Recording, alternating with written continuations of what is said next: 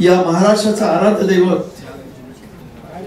छत्रपती शिवाजी महाराज आणि खऱ्या अर्थाने महाराष्ट्राचा एकमेव राजपुत्र त्यांचा मुलगा संभाजी महाराज, त्याचबरोबर ज्याने या देशामध्ये आरक्षण चालू केलं ते छत्रपती शाहूजी महाराज, आणि ज्यांनी सामाजिक क्रांती ज्योत पेटवली क्रांतीबा ज्योतिबा फुले।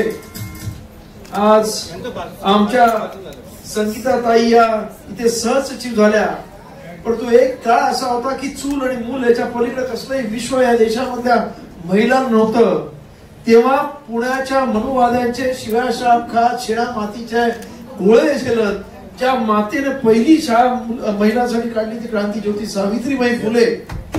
आणि तुमच्या आणि माझ्या जीवनाचे नव्हे, आताच आमदार साहेबांनी सांगितलं की या देशामधल्या खरं म्हणजे ओबीसीला किती बाबासाहेबांनी कशा पद्धतीनं आरक्षण दिलं। खरं म्हणजे बाबासाहेबांनी या देशावरती प्रचंड प्रेम केलं आणि त्यामुळे या देशासाठी अनेक कामं केलेली आहेत। आणि त्यांचं ज्ञान की आपल्याला माहित आहे की कोलंबिया युनिव्हर्सिटीमध्ये त्यावेळेस जेव्हा बराक ओबामा त्या देशाचे राष्ट्रपती होते तेव्हा बराक ओबामाने त्या बाबासाहेबांचा पुतळा कोलंबिया युनिव्हर्सिटीमध्ये लावला। मला वाटतं आपल्या देशातला एकुलता एक जगामध्ये म्हणजे अमेरिकेमध्ये अशा पद्धतीचा पुतळा लावला आणि त्याने म्हणाला की बाबासाहेब आंबेडकर हे ज्ञानाचे सूर्य आहेत, अशा पद्धतीने त्याने इंग्रजीमध्ये बाबासाहेबांचं वर्णन केलंय।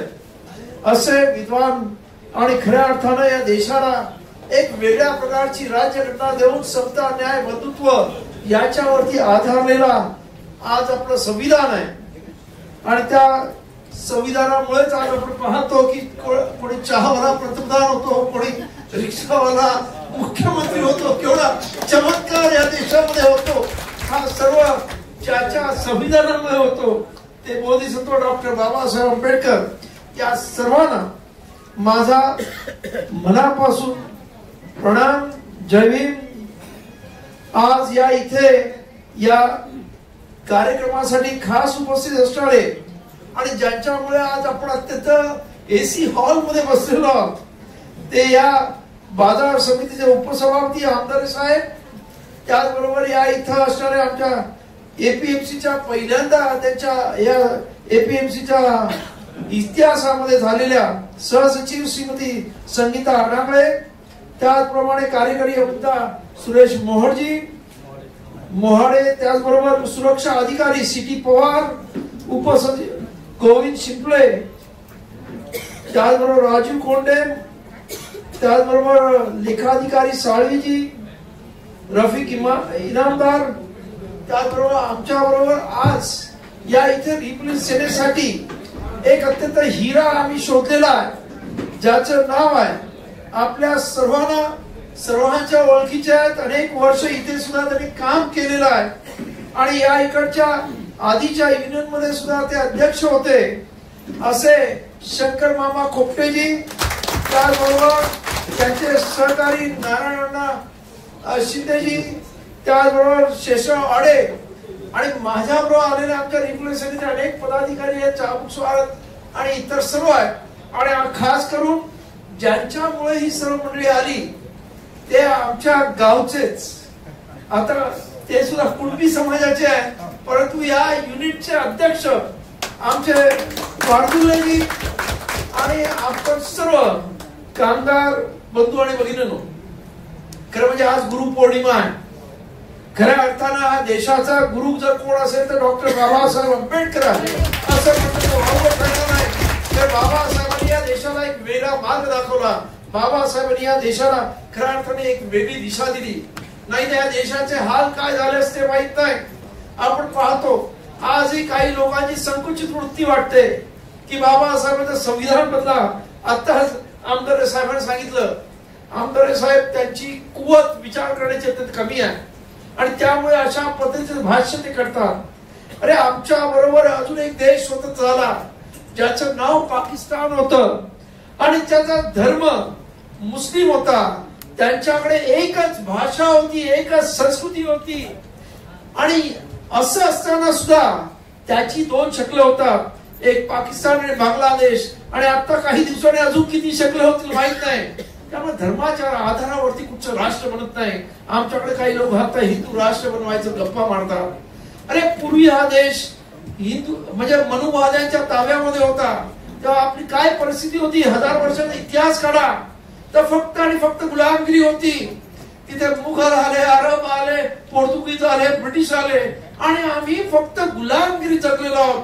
आज बाबासाहेबांमुळे या देशामध्ये अनेक अनेक कल्चर आहेत, अनेक भाषा आहेत, अनेक प्रकारच्या लोकांचे विचार आहेत, धर्म आहेत, 8 की 10 प्रमुख धर्म आहेत.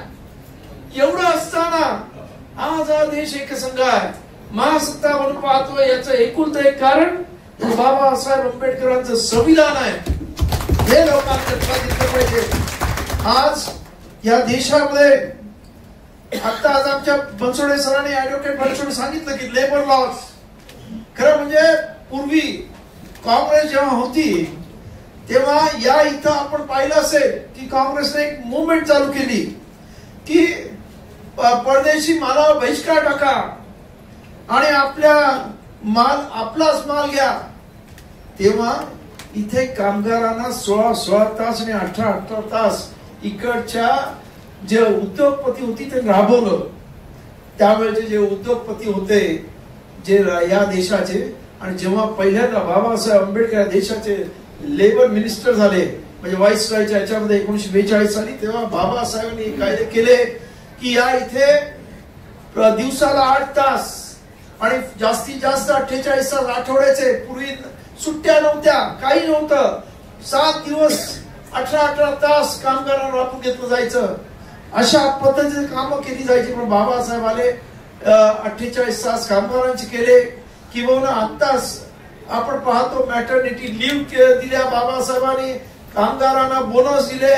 त्यानंतर आता सध्या नाही आहे, परंतु पूर्वी आपल्याकडे ते सेवा नियोजन होतं असायचं माहिती ना, माणसं एम्प्लॉयमेंट एक्सचेंज ज्याला म्हटलं जायचं, ती सुद्धा बाबासाहेबांनी त्या काळामध्ये चालू केली. अनेक कायदे बाबासाहेबांनी या खऱ्या अर्थाने या देशामध्ये लेबर कायद्याची सुरुवात बाबासाहेबांनी केलेली आहे. तेव्हा आज या इथे सर्व कामगार इथे एकत्र आहेत. आणि मगाशी सर्वांनी सांगितलं की आज या युनियनला एक चांगला हिरा भेटलेला आहे. तुम्ही रमेश, तुम्ही काळजी करायची गरज नाही. इथे आमच्याकडे कायदे तज्ञ भरपूर आहेत.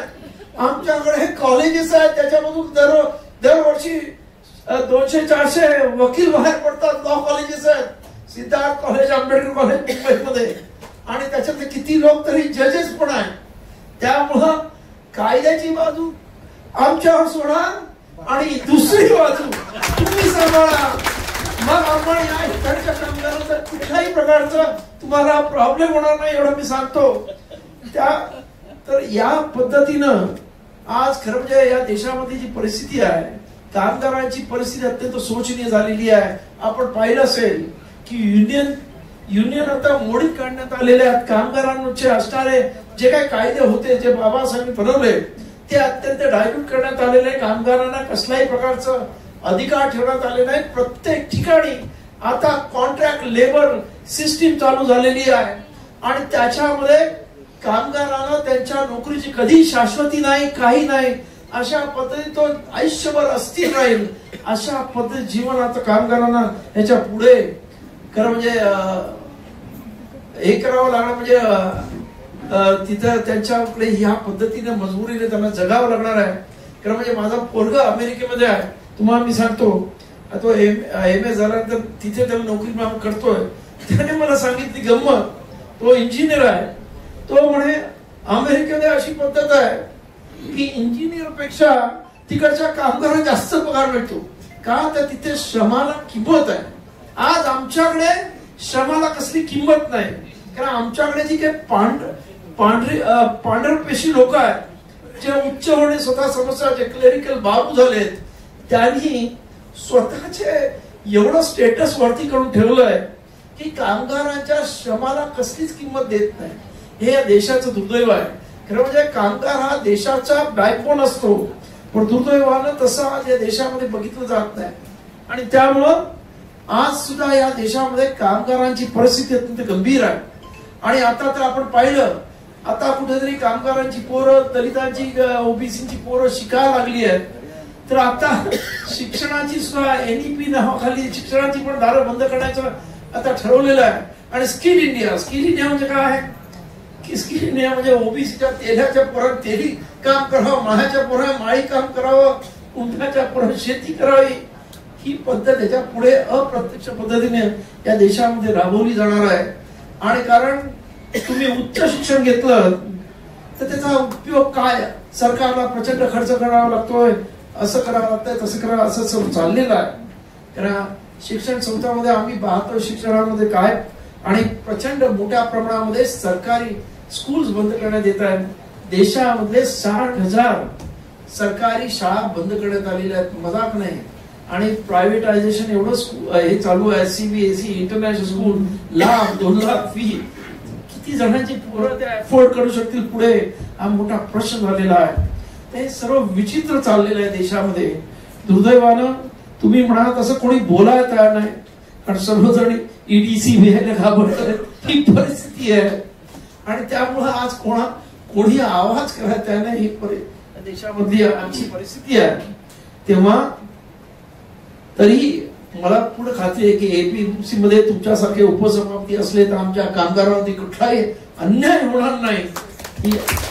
पूर्वी मी जेव्हा पहिल्यांदा या इथे युनिट मध्ये आलो तेव्हा हेच आमचे कामगार, त्यांना फक्त 6,000 रुपये मिळायचे 7-8 वर्षापूर्वी. आज त्यातल्या त्यात म्हणजे 17-18 हजार रुपये मिळतात. हे अत्यंत चांगली गोष्ट आहे. त्यामुळं हे बऱ्याच वर्ष आम्ही लढाया केल्या. तुमच्या अनेक अध्यक्षांना यांना त्यांना भेटून त्यांची काम आणि कामाला हे केलं. फक्त आता जाताना एवढंच सांगतो की आज तुम्ही जे काही कॉन्ट्रॅक्ट बेसिसवर सर्व बराच कामगार आहेत जे वेगवेगळ्या युनिट मधले आहेत, त्यांना देताना ते तुम्ही कॉन्ट्रॅक्ट देता, तो माणूस त्यांना खऱ्या अर्थानं योग्य ती सॅलरी देतो की नाही, योग्य त्या फॅसिलिटी देतो की नाही, त्यांचं पुढील भावी आयुष्यामध्ये PF वगैरे कट होऊन तर त्यांना कधी परत लागला तर तो जातो की नाही, हे जरा तुम्ही मंडळी तपासून पाहावं. कारण मागच्या वेळेस तो एक इश्यू होता आमचा. आज तुम्ही इथे आहात म्हणून ते सांगतोय. त्याचबरोबर या इथे मला एक आनंद वाटला की आज या इथे सर्वच युनियनचे, या इकडच्या असणाऱ्या सर्वच युनियनची मंडळी सर्व एकत्र झालेली आहेत.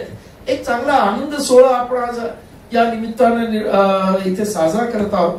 तेव्हा आजच्या या कार्यक्रमामध्ये मला आशा आहे की या इथे असणाऱ्या APMCच्या कामगारांचे सर्वच प्रश्न या इथे सोडवण्याचा आपण प्रयत्न करू. आणि खास करून आता या इथे असणारी जी काही मंडळी आहेत, पूर्वी काय झालं काय नाही झालं ते आता सोडून द्या. नव्यानं आपण आता जोरात सुरुवात करू.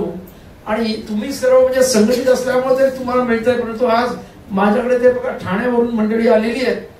ती असंघटित कामगार म्हणजे नाक्यावरती उभे राहतात. त्यांना तर कसलंही म्हणजे त्यांना कसलंही ऍश्युरन्स नाही. काही मिळालं नोकरी तर नाही मिळाली, नाही मिळालं तर नाही मिळाली, म्हणजे काम मिळालं तर हाताला मिळालं, नाही मिळालं तर नाही मिळालं. आणि त्यांना कुठल्याही प्रकारचे या देशामध्ये कसलंही म्हणजे संरक्षण आहे. तर या सर्व लोकांचा एक अत्यंत मोठा, खरं म्हणजे ह्या कामगारांचा एक मोठा वर्ग आपल्याला एकत्र करायचा आहे. खरं म्हणजे आता सरांनी सांगितलं, आमदार सरांनी, की आज AI येतंय. AI मुळे किती जणांच्या परत नोकऱ्या जातील. कारण पूर्वी बँकामध्ये एका ब्रांच मध्ये 25-25 माणसं असायची. कॉम्प्युटर आला आता 4-5 माणसं असतात. AI आल्यावर एखादा माणूस राहील आणि त्या नोकऱ्या जाणार आहेत. ही परिस्थिती आहे. आणि त्यामुळंच या देशामध्ये आता ह्या लोकांना सुशिक्षित माणसं नको, फक्त स्किल माणसं हवेत. फक्त म्हणजे लेबर माणसं हवेत. कोण मेसनवाला, कोण कार्पेंटर, अशा पद्धती हवेत. कारण त्यांना आता आपण पाहतो की वेगवेगळ्या ठिकाणी वॉर चाललेला आहे. उद्या ह्या सर्व देशांना या देशामधूनच ही माणसं परदेशात पाठवून जातील आणि त्यांना नोकऱ्या दिल्याचं सांगतील. तर या पद्धतीचं हे सर्व प्लॅनिंग आहे. तेव्हा ही सर्व अत्यंत म्हणजे विचार करण्यासारख्या अनेक गोष्टी आहेत. त्याच्या पलीकडे मी जाऊन सांगेन की याच्या पुढं आज तर आपल्या देशामध्ये एक वेगळं वातावरण असं बनवलं जातं की या धर्माच्या नावाखाली, जातीच्या नावाखाली आणि देवाचा आणि इतरांचा पण केवढा मोठा हे चालू आहे टीव्ही माध्यमातून की लोकांची मानसिकता अत्यंत म्हणजे त्यांना धर्माच्या नावाखाली आणि जातींच्या नावाखाली एकत्र करायचं.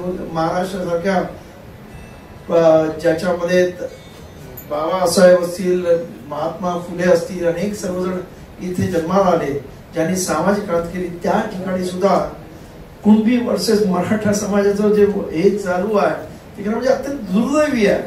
पण तू हे करणारे या इथे इकडचीच लोक आहेत आणि त्यांना माहिती आहे की हे केल्याशिवाय पुढचं, कारण आपल्या देशामध्ये प्रत्येक गोष्ट ही राजकारणामध्ये मला काय फायदा होणार हे बघून केली जाते. आणि त्यामुळे खरं म्हणजे बाबासाहेबांनी त्याच्या अनेक भाषा म्हटलं आहे की तुम्ही तुमचे पक्ष कुठचेही असतील पण तू पक्षाच्या हितापेक्षा देशाचं हित पहा.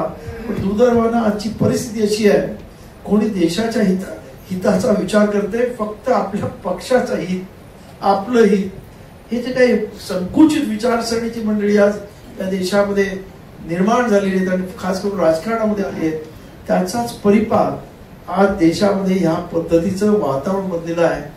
लोकांना धर्म, त्या कार्ल मार्क्सने सांगितलं होतं धर्म ही अफूची गोळी आहे त्या काळामध्ये, ते ह्या देशामध्ये सत्य आहे हे आपल्याला जाणवतं. आणि हे खरं म्हणजे या देशाचं दुर्दैव आहे. परंतु बाबासाहेबांचं संविधान जोपर्यंत आहे तोपर्यंत या देशामधल्या गरीबातल्या गरीबाला सुद्धा न्याय मिळाल्याशिवाय राहणार नाही एवढं नक्की. आणि म्हणून आपण सर्वांनी बाबासाहेबांनी केलेले काय लेबर कायदे इतर सर्व हे आपल्या सर्वांना कामाला येतील एवढं तुम्ही सांगतो. आमदार साहेबांना पण जायचं आहे, त्यामुळं मी बऱ्याच गोष्टी बोलणार होतो, परंतु आता या इथे बराच वेळ झालेला आहे. आपण सर्वांनी सुद्धा, मला पण यायला थोडस लेट झालं तरी तुम्ही सर्वांनी इथे थांबलात, त्याबद्दल आपल्या सर्वांना आणि कामगार बंधूंना परत एकदा एक संघ एक दिलाने आपण कामाला लागूया.